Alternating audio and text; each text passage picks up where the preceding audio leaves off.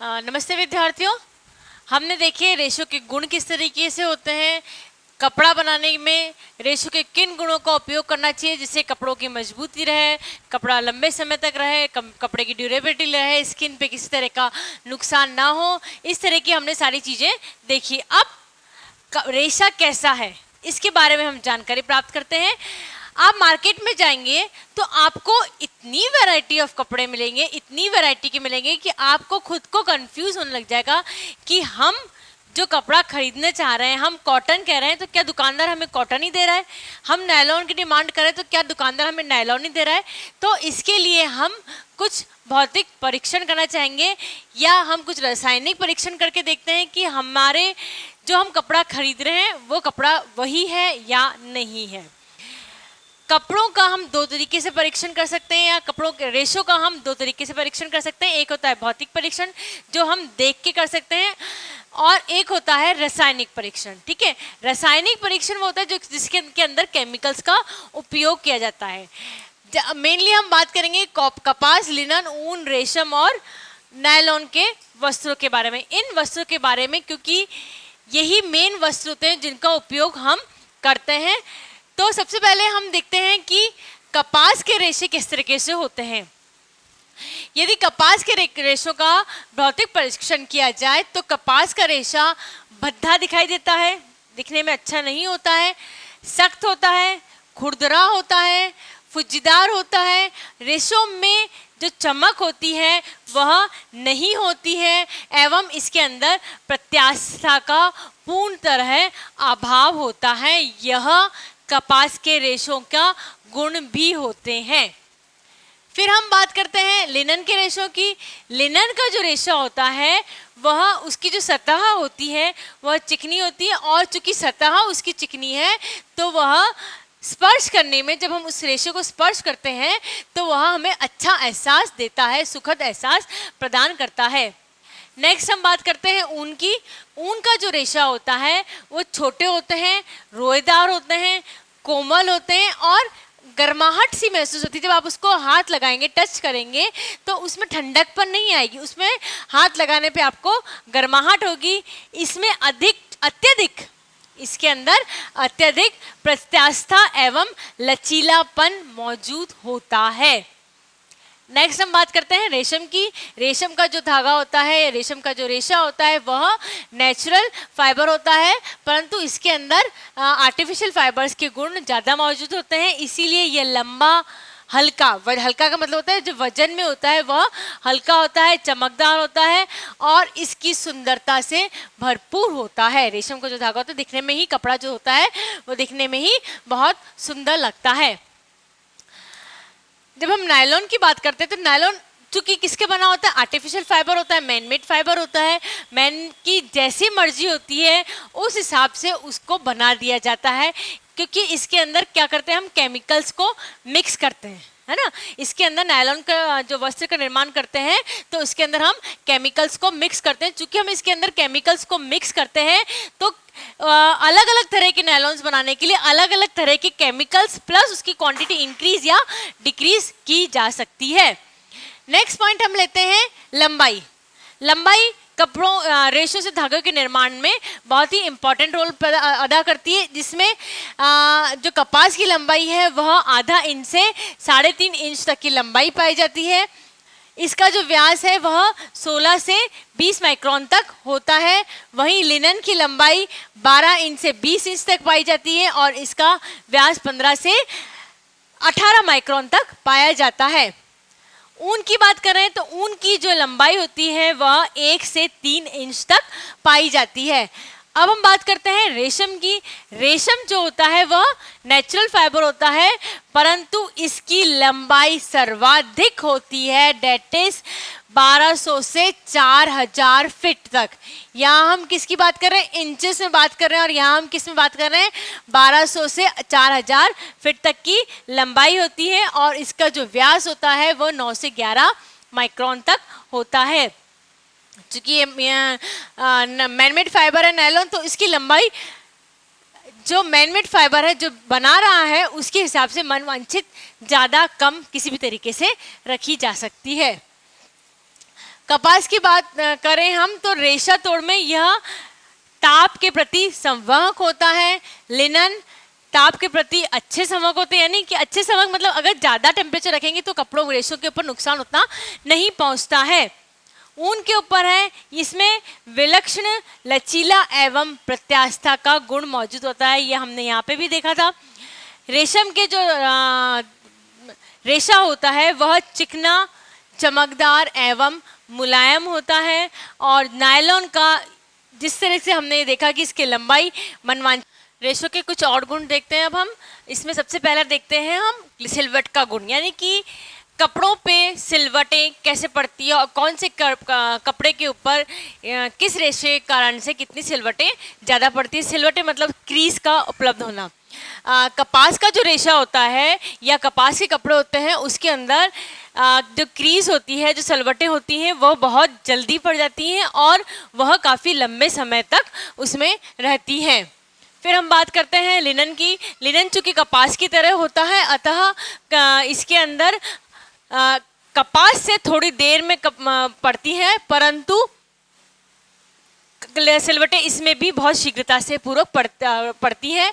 और कपास और लिनन के ये क्वालिटी होती है कि इनकी जितनी सिलवटें पड़ती हैं उतना इनको प्रेस की आवश्यकता होती है। प्रेस का टेम्परेचर, जो इस्त्री का जो टेम्परेचर होता है वह भी काफ़ी गर्म होना चाहिए। फिर हम बात करते हैं ऊन की। ऊन की बहुत अच्छी क्वालिटी होती है कि इसके अंदर किसी भी तरह की सलवटें नहीं पड़ती हैं। रेशम यानी कि सिल्क की जब हम बात करते हैं तो सिल्क के अंदर सलवटें पड़ती हैं, परंतु वह सलवटें कुछ समय के लिए ही होती हैं। इसके अंदर जब हम प्रेस की बात करते हैं, इस्त्री की बात करते हैं, तो इसके अंदर कपास के कंपैरेटिवली जो टेम्परेचर होता है प्रेस का बहुत कम होता है ना। और अगर हम इसको अपने स्मूथ हाथों से करें तो सिलवटें जा भी सकती हैं। नायलॉन की बात करते हैं हम। नायलॉन में सलवटें किसी भी प्रकार से नहीं पड़ती हैं, इसीलिए नायलॉन का यूज़ या उसे उपयोग बहुत अच्छा लगता है। नायलॉन को अगर धोके अगर सुखा दिया जाए तो उसके अच्छी तरीके से सुखा दिया जाए तो नायलॉन के अंदर किसी भी प्रकार की सलवटें नहीं पड़ती है। जैसे कि कपास में देखा जाता है कि कपास के वस्त्रों को यदि धारण करने के बाद एक जगह बैठ दिया जाए तो वह जिस पोजीशन में बैठे होंगे उस पोजीशन की सलवटें अवश्य पड़ेंगी, परंतु नायलॉन के अंदर यह गुण नहीं होता है। या ये कह सकते हैं आप कि यह अवगुण नहीं होता है कि सलवटें नहीं पड़ती है। चूंकि उसके अंदर सलवटें नहीं पड़ती हैं इसलिए नायलॉन के कपड़े को प्रेस की या इस्त्री की आवश्यकता नहीं होती है। चूंकि उसको प्रेस या इस्त्री की आवश्यकता नहीं होती है इसलिए वह ज़्यादा लोकप्रिय होता है, क्योंकि हमें हमारे रिसोर्सेज जो होते हैं उन्हें कम यूज़ करने पड़ते हैं। अब हम बोलते हैं दाहन। दाहन का मतलब होता है कितनी उसके अंदर जलाने पे किस प्रकार से जलता है कपड़ा, ठीक है। कपास की बात करते हैं तो कपास जो होता है वो शीघ्रता से आग पकड़ लेता है। कपड़ा कोई सा भी होगा वह शीघ्रता से आग पकड़ लेता है। इसके अंदर जब कॉटन के कपड़े को जलाया जाता है या कॉटन के रेशे को जब जलाया जाता है तो इसके अंदर कागज के जैसे जलने की गंध आती है, क्योंकि उसके अंदर सेल्यूलोज मौजूद होता है। कपास के अंदर सेल्यूलोज मौजूद होता है। चूंकि उसके अंदर सेल्यूलोज मौजूद होता है इसी कारण से जब कॉटन का कपड़ा जलता है तो उसके अंदर किसकी जैसी गंध आती है, कागज के जैसे जलने की गंध आती है।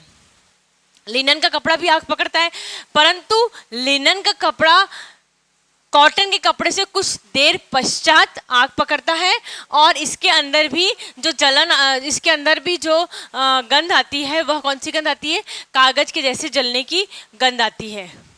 ऊन की जब हम बात करते हैं, लौ को कुछ ऊन के पास में ले आया जाए, समझ रहे बात को। जब आग को ऊन के पास लाया जाता है तो रेशा जो होता है पहले पीछे की तरफ मुड़ जाता है। अगर रेशा ऊन यहाँ पर है और लौ यहाँ पर तो रेशा कुछ पीछे खिसक के तो कुछ पीछे की तरफ मुड़ेगा और उसके बाद वह जलेगा।